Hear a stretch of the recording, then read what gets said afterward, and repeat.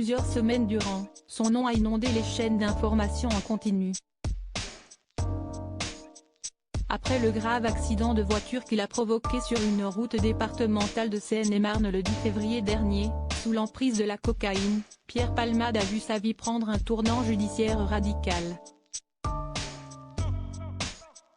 Une enquête pour homicide involontaire a notamment été ouverte après l'annonce de la mort du bébé que portait la passagère du véhicule percuté par l'humoriste.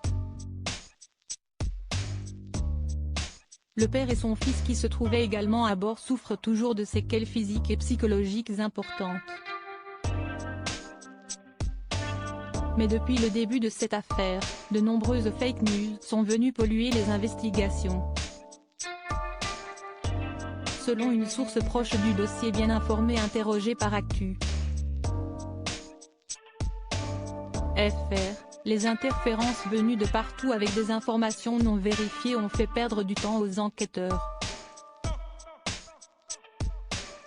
Ce même informateur insiste notamment sur le fait que l'attitude de certains journalistes frisait le harcèlement.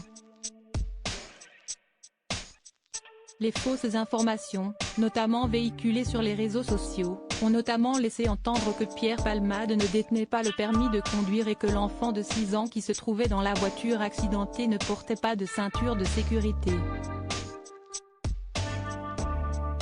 Il y a eu un déferlement sur le sujet, notamment sur Twitter, se désespère Jean-Michel Bourlès, nouveau procureur de Melun, sur le site d'information.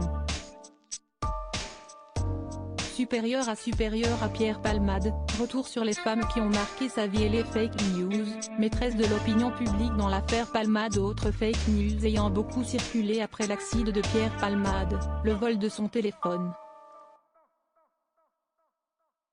Or, Jean-Michel Bourlès le répète, le smartphone du comédien se trouvait sous scellé, comme la procédure judiciaire l'ordonne toujours. Il a aussi été raconté que la femme qui logeait l'un des hommes qui accompagnait l'humoriste lors du drame avait été arrêtée et placée en garde à vue.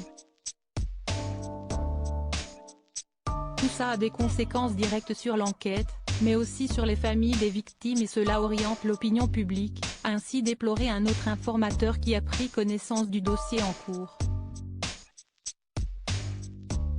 Ces éléments ont créé un climat délétère et j'ai été obligé d'intervenir. Cela a fini par s'arrêter, a expliqué Jean-Michel Bourlès. Les révélations d'un ancien proche de Pierre Palmade concernant les contenus pédopornographiques qu'il aurait consultés et conservés dans son ordinateur, ont également perturbé le cours de l'enquête. À la suite de la déposition du témoin, depuis mis en examen, la parquet de Paris avait en effet immédiatement ordonné une perquisition dans l'appartement parisien de l'ami de Michel Larocque. Une rapidité de décision qui avait interpellé un avocat invité sur BFM TV pour décrypter l'affaire. Celui-ci avait déclaré qu'il craignait que le comédien subisse un traitement de défaveur à cause de sa célébrité et des tristes conséquences de l'accident.